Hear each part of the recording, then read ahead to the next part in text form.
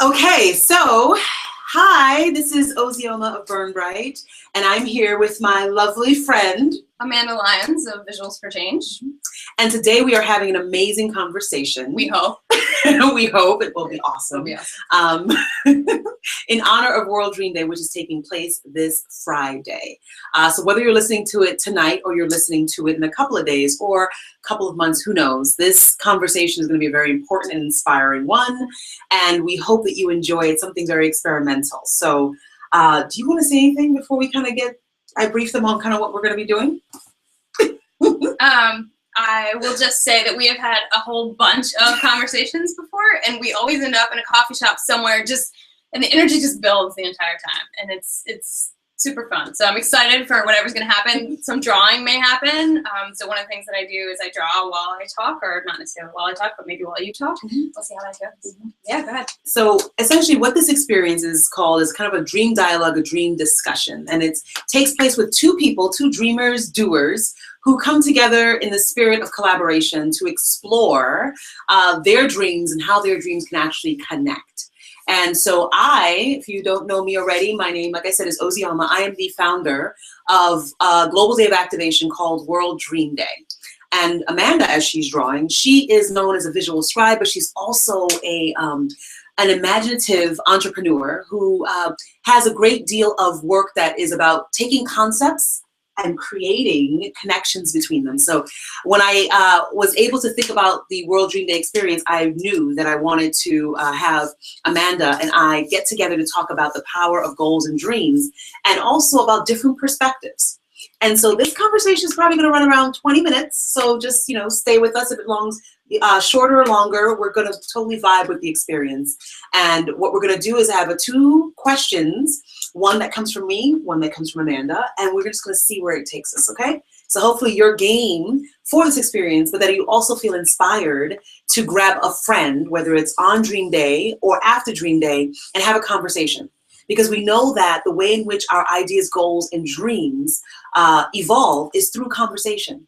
And so we're really promoting the desire for people to come together, to talk, to connect, and to see what arises, because whatever arises is always going to move us further in the process of making things happen. So with that said, I'm going to think about let's take a moment to think about what questions we have for each other. Let's just take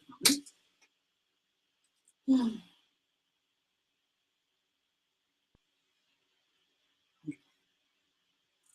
So here's my question, and then I guess we'll explore my question, and then afterwards we'll explore your question. Great. So my question is, being that you're a visual person and that you also are an artist of many walks of life, how does the visual landscape or visual perspectives, what is the relationship with that and our actual living implementable dreams? How do we connect that visual or use the visual to empower us in the process of making our ideas, goals, and dreams happen? Awesome. So,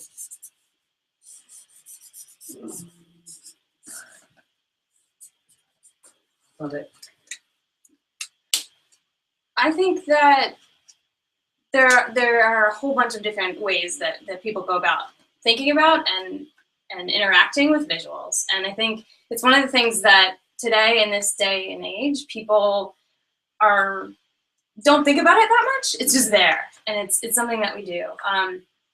I guess the thing that really gets me, I just got really nervous all of a sudden. You did? Yeah, Okay. I know. That happens. It's hot. Take off your jacket. Yeah, so I guess I'm going to think about it for a minute. Okay. So the relationship, I can start too and go. Go ahead, you start. So I guess for me, when I think a lot about visuals, I think about my own life, and that whenever I've had an idea, a goal, or a dream, it's always kind of hit me as an image, like an imprint, like almost like this composite story of possibility that just like whoosh, and I'm like, oh my gosh, this has to happen. And I don't know how it's going to happen, but it's almost like this visual composite of an event that is supposed to happen or that I really want to have happen. And if the visual narrative is strong enough, I will have the conversations. I will do whatever it takes to make that visual, that narrative come to life. Yeah. And so that's kind of my relationship with the visual perspectives and dreaming and doing. And say more what you mean about a visual composite. So for me, a visual composite it's a flash of reality. So when I see it, whether it's like a photograph, to me, if I go out and I take a photograph, or when we have people kind of do their whole dream declaration on Dream Day, many people, they have like a piece of paper and they write their goal and dream, and then they take a photo of it. When I think of that, I don't just see words on a page. I see the actual dreamer or the doer. I see that person in action, right? And so the visual composite is almost like a possibility. It's a possible reality. You know, almost as powerful as when Martin Luther King said, "I have a dream," or when Mahatma Gandhi started talking about the power of Satyagraha, Truth Force, or a liberated India. It's like visual in your mind, or when you make it apparent for someone else's power. And so that's kind of what gets me going about this idea of the importance of having a vision in your mind, but also something that you write down that represents you, that you can also share and be accountable to. Yes, or that you draw down. Yeah, draw down, write down, draw down. Yes, and so I think it's really amazing, and it has a lot of power, and I think it works really well with all of the other things that we also do, like writing, and like when I, so to speak, do my drawings, I'm including words as well. And so I find that really helpful, that it's about the connection and the integration of visuals with whatever it is that, you know, whatever other pieces of your sort of vision or your dream. It's about that piece and putting them together in sort of. So if we sort of back up and think about the world from a complexity standpoint, then we see sort of ecosystems, right? And in ecosystem, there are all these different levels and pieces, and visuals can exist on so many of those levels. What kind of levels? When you say visuals, great question. So I think that there's sort of this. There's me actual drawing, right? There's you closing your eyes and visioning this really big thing that's going to happen, right? There's, you know, me sharing some visual metaphor language if I talk about going out to a lake house and doing some really great meditation work there. That's something you've got a visual going on in your brain right now. You're imagining, you're taking that sort of visual language in and creating visuals, for lack of a better word at the moment. What comes to me when you say this, I start thinking about, like, you know, some people think it's very woo-woo, okay? Yeah. But it's not. Vision boarding and like collaging, and, you know, even like, for instance, in like corporate America, like there's times when, you know, my background is I used to be a vice president of strategy, and there's a lot of times when you're remixing from other worlds, other categories to create a composite, right? And I don't think people realize that unless they have the visuals of the stories, the little bits here and there to pull together or synthesize a reality, they can't actually live into it. They can't actually make it happen. And so many of us are like, as it relates to our visual narrative or our visual story, it's like we think our dream is going to come to life, and we're only looking at one type of visual, one type of subject matter. You know what I mean? So, and so exactly that, the idea that it's not one thing, right? We're talking about visuals, but you're interpreting them as something completely different. Like, we're all taking it in a different way, and so. And every single way is correct, right? And I think so often we get stuck thinking about visuals as though if I'm going to draw something, it has to be a Picasso. And crap, what if it's going to be ugly? What if what I draw is going to be like, right? That's sacrilege, because we've taught, and we've taught ourselves, particularly in this culture, speaking from the U.S., anything that is sort of drawn has become art. It gets put in that box and put in the art room. And so one of the things that I'm all about is helping people realize that drawing is an amazing tool, and we can use it for so many different things. And so it doesn't always have to be beautiful. I give you permission to not create a Picasso. And I think it's amazing. I think that if, you know, we can have conversations and add visuals and add conversations, and even if it's, you know, you're talking about a vision board, look, this is my vision board right here, and this is simply what our vision looks, what our visuals look like as we're talking on a napkin in a bar. That's definitely sort of just elevates the conversation. And what I'm getting from what you're saying, for me, what's really resonating is this idea about how do we bring more dynamism, right? How do we bring more dynamics to the way in which we engage with our reality, the way in which we engage with the future, and also with our present, right?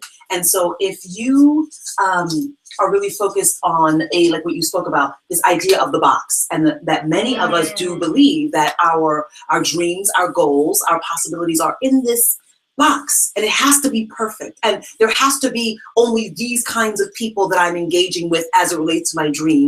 But the truth of the matter is, the more that you bring different elements into it, the more that the dream and goal itself becomes amplified. And so many people, when they're in the process of making ideas happen, they have these rigid structures about the way they believe it has to go. And the more that we liberate ourselves to bring more types of narratives, of visuals, of words themselves, the more we have more tools to play with, and the more that we're liberated to create things at multiple levels. And so when I start to think about even what we're creating here, it's a conversation that's happening in real time. But it's also a visual art piece that's emerging. We don't know where it's going. We're trusting the process. So all of these elements are aspects of certain capacities we need to engage in when we're talking about dreaming and doing. Yeah. We need to be more dynamic. We need to be able to be multimodal, right? The written, the spoken, the drawn. All of these are modalities that we bring to bear when it comes to making dreams happen. Absolutely. And I think there's a piece too that we haven't fully pulled out about listening.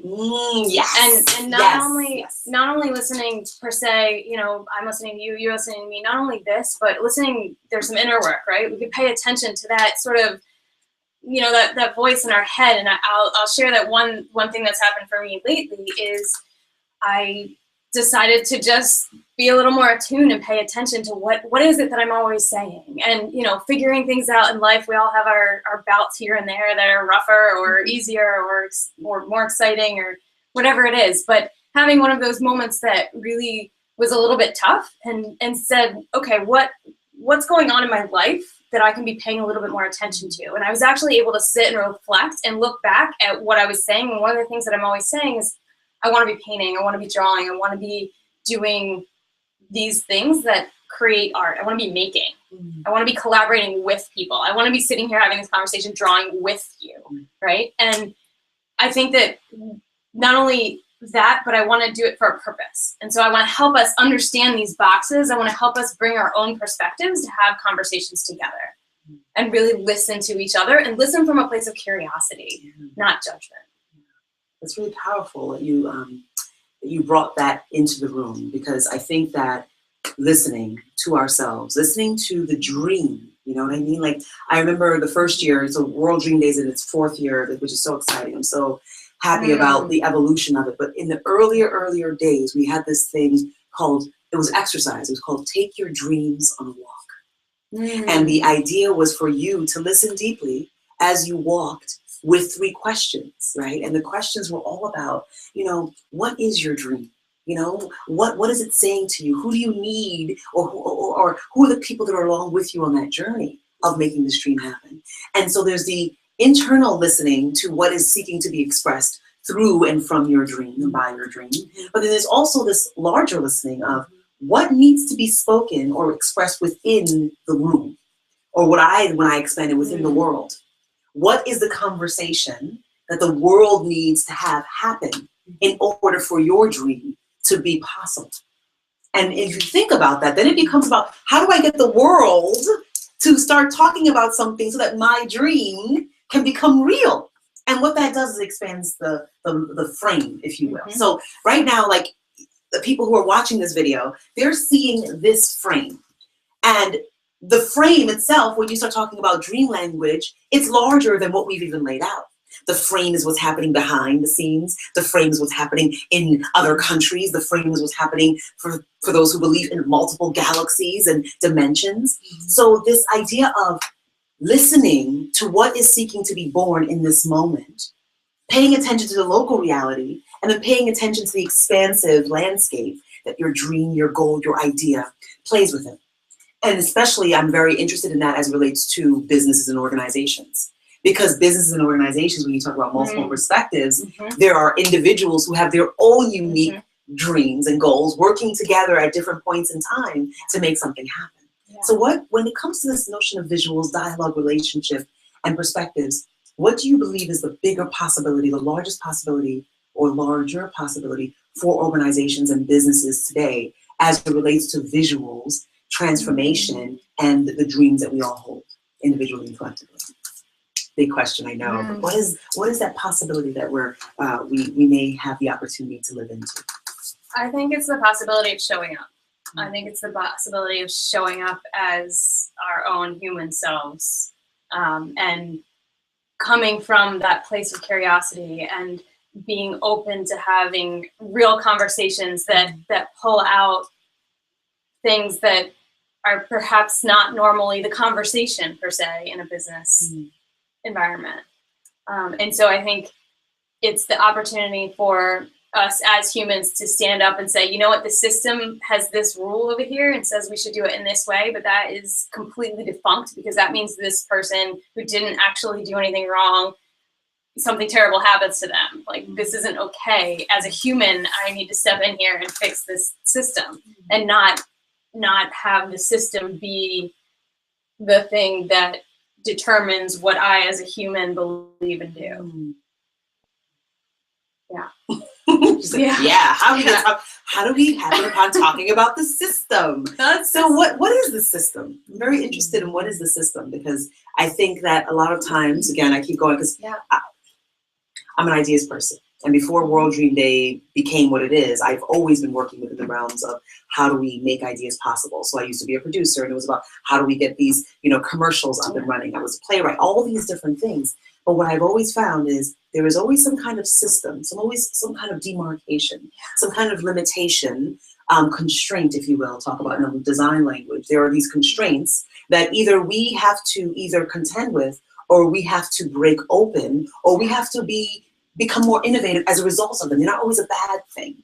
But I think in the language of the system, they're not always a bad thing. A bad thing. And I think also to step back and say, organizations have all kinds of systems too, right? And some of them are great. Some of them support us in really amazing ways. And so how do we take those that support us really well and run with those and allow the others that don't support us so well and let go of them? Like, how do we actually let go of those? And so I hope and I think that in answer to your question, we can show up and let go of those things that aren't working for us anymore and actually have the conversation with the community that we work with about what's working and what's not, so that it's not me, my individual, what I have working or not working over here, I'm just going to get rid of it without asking anybody. It's as a team, as a group of people, regardless of whether we work on opposite sides or not, coming together to actually have that conversation and figure it out. What do you think? What is your answer? My answer is kind of leveraging what you just said, which is that there are systems that support progress and there are systems that hinder progress. And it's always important to be listening and paying attention to how these systems are either helping your dream, your goal, your idea to flourish, or they're hindering it. And always realizing that we have the power, right? The theme this year for Dream Day is Dream Power. We have the power to reformulate and to restructure and to redesign the way in which we approach our goals and dreams, and who we allow into that conversation with us. And when I say the who, it's like even the multiple selves that exist within ourselves. You know what I mean? Which in many cases is where the battle is won or lost, is the systems that you have going on in your brain, in yourself, in your, in your systems of your history.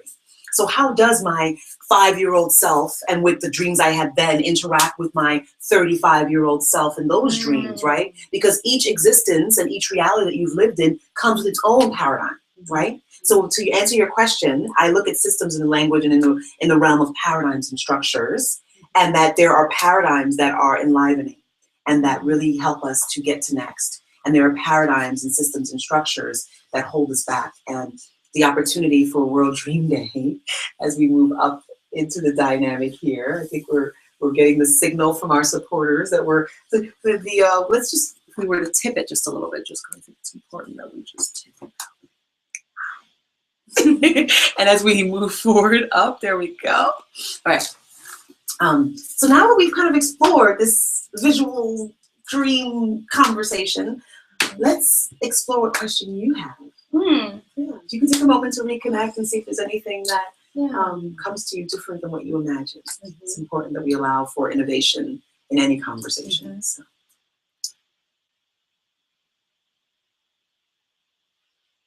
As you have spent time listening to yourself, to the communities in which you find yourself, as well as sort of the larger ecosystem in which the context of those exist even, what is it that you sense is bringing the most energy and sort of waiting to be born? What is it that I sense is bringing the most energy and is waiting to be born?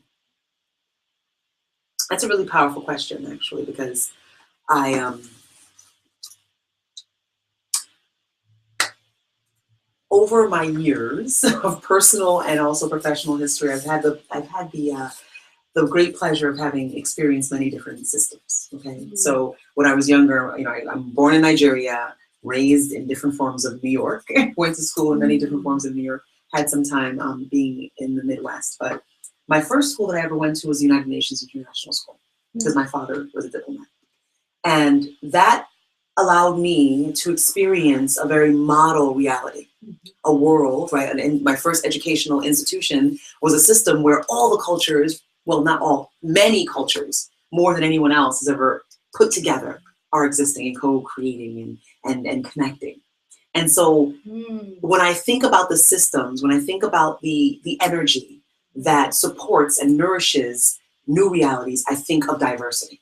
I think of people coming together, especially because, again, there's the United Nations as it is as a political structure or atypical political structure. But then there's imagine being United Nations little kids without that, where we're just loving, where we're just connected, where we're just, imagine a system of diverse perspectives that is not marginalized and is not contaminated by individual agendas in that way. So you have the pristineness of youth, right, being a child, and then you have the diversity of all that is possible. That to me is what gives me energy, because I always believe that a lot of the great opportunity is for us to remember what works and forget what doesn't in order to actually experience a reality based off of what works. Like, imagine if we were just living into and collaborating based off of the brilliance that exists in each and every single one of us. And to me, it is the brilliance that is available in every moment, and particularly as we talk about the dream, that is what gives us energy. What do you think about that? I'm really struck by not only sort of thinking about a whole bunch of kids at a UN school being from all over the place, but being kids who don't have those political systems and those sort of cultural systems that we just wake up with every day because we're adults, and I'm gonna have to deal with that on the subway or wherever in my life. Yeah. And it's beautiful too, like when these systems, because I know for me, here's an example, we talk about community. So 2 years ago, when I decided to take time out of working in a corporate construct, I said, okay, I'm going to leave the world of Madison Avenue and I'm going to go into the world, the real world of sorts, or the alternate world, and really see how people live and they exist. And my journey led me to do, tours across America, India, but also to this place called Newburgh, New York, which at one point was known as the murder capital of New York. It has so many problems, but it's also so brilliant. And what I saw there was the way in which people tell you, don't trust the cops. All cops are bad. But then I meet a cop that's amazing. The police chief there is amazing and is doing his best. So here we have a structure that you're told to believe in, and then the human reality. And I truly believe that in every single instance, there are those paradigms, a structure that you're told to believe in, and then you have to balance that with what is the reality right in front of me. That there's a good human being here, that there's a nice human being who's always been respectful to me, but because he is a cop, he's evil, right? These cops. And I believe that there is a failing of the protection systems in America and throughout the world. But we also have to get back to people. And I think that's the beauty of when we were children, is that we loved people. We loved people who wanted to play with us and connect with us and love us. And we wanted to love. And that's what we focused on. Which brings me to this question. I'm going to this question now. We haven't spoken about the L word, love. and the relationship with love and our dreams. And this year, you know, when I thought about this theme of dream power, the word love keeps coming back. How much do you love your dream? How much do you love the process? Even when it's grueling, right? And so, what are your thoughts about this conversation about love, dream power, systems, love? So important. So important. So important. Yeah, absolutely. I love kind of the phrasing that you use, get back to the people. It's like, get back to ourselves, get back to the people around us. And I think you went exactly where ultimately we all go, right? Is as kids in a UN school, you are figuring out how to love the differences in each other, how to love the experience just because it was the experience, not for these other reasons that you have in your head, but because you were able to be in the here and now, and we were able to give each other a high five and just be really excited about the conversation we're having or whatever it is, wherever you are in the world. And so I think that's it. I think it's taking a moment to be in the moment, and that when you check in truly deep down into yourself, you find yourself there. You find sort of love to share. And I think that is the ultimate dream. I think I always say that, you know, we believe these aspirations that we're moving, trying to make happen in the world, but at the end of the day, there's something that's really at the core, and that is love. That is the power, the connection, the desire to be in union, or what we call yoga, with something, right? An essence, an energy that is truly the core of who we are as human beings. And that is love. And the more that we actually resonate and connect with that, whether we're in corporate America, whether we're in working in nonprofits, whether we're, wherever we are, when we connect to the essence and the energy of love and the power of it, and we find it and we honor it and we revere it in ourselves and in another, that truly, to me, is dream power. That truly is connecting on a level where nothing else truly matters but that connection that we have. Yes. Oh, it's exciting. Definitely. So is there anything you want to say at the or add or express in this moment as we kind of start to close out the conversation? I will say that I didn't think this is what this would look like. I never know what it will look like, and appreciate that. I just appreciate the questions. Yeah, thank you for taking the time, for jumping in, having the conversation, for sharing it with the world. Thank you all for watching. We're excited and would love to hear from you. And I think, yeah, keep keeping on. Keep keeping on. And for me, what I want to express is that at every given moment, we are provided with an opportunity to take things seriously as we deserve to be taking our lives seriously. And I think a lot of times we play things very small, and we make light of what we are doing and what is happening in our world. And to me, the biggest honor and the biggest opportunity is to begin to take yourself a little bit more seriously, not too seriously, but take yourself, your dreams, your possibilities, who you are in this world. Take radical accountability that you matter and that your ideas, your goals, your dreams, no matter how insignificant they are, know and believe that they make a difference, because they really do.